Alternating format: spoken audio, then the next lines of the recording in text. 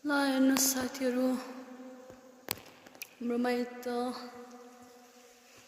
यहाँ फुलिरहेको छ आरु बोक्रा।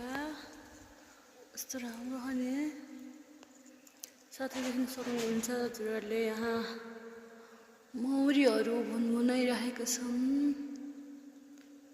सुन्नु है, कस्तो राम्रो सुनिरहेको छ नि। यति धेरै छ यहाँ मौरीहरू है।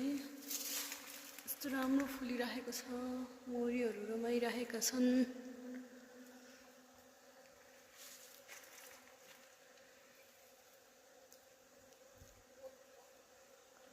यत्रो ठुलो बोट छ नि आरु बोक्राको। देख्न सक्नुहुन्छ। तपाईहरुलाई म देखाउँदैछु यहाँ मौरीको घर। मौरीको घरमा यहाँ छ मौरीहरू निस्किरहेको छन्। र त्यो घरको मौरीहरू चाहिँ भागेको रहेछ। यसमा चाहिँ टन्नै छ मौरी। यति धेरै निस्केको छ। यति धेरै मेहनत गरिरहेछन् नि त्यहाँ गएर रस लिएर आइरहेका छन् मौरीहरूले। देख्न सक्नुहुन्छ। अनि हेर्नुहोस् साथीहरू, यो हो टमाटर गोर्मेला।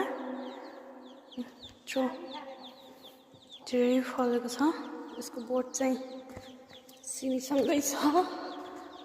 यत्रो फलिरहेको छ सानो। यस्तो राम्रो पाकेको छ नि। यो सिमी हो, यस्तो राम्रो फुले। आरु बोक्राको फुल। हाम्रो माइत चाहिँ सिमी प्रशस्तै छ है। साथै देख्न सक्नुहुन्छ यहाँ छ प्याज।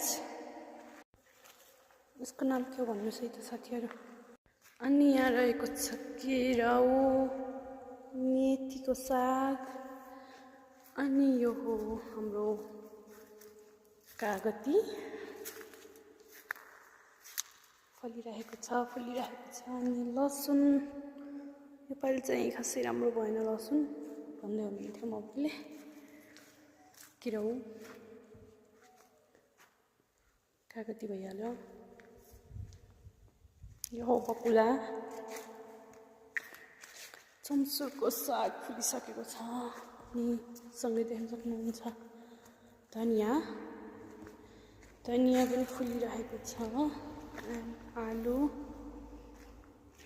यो हो हाम्रो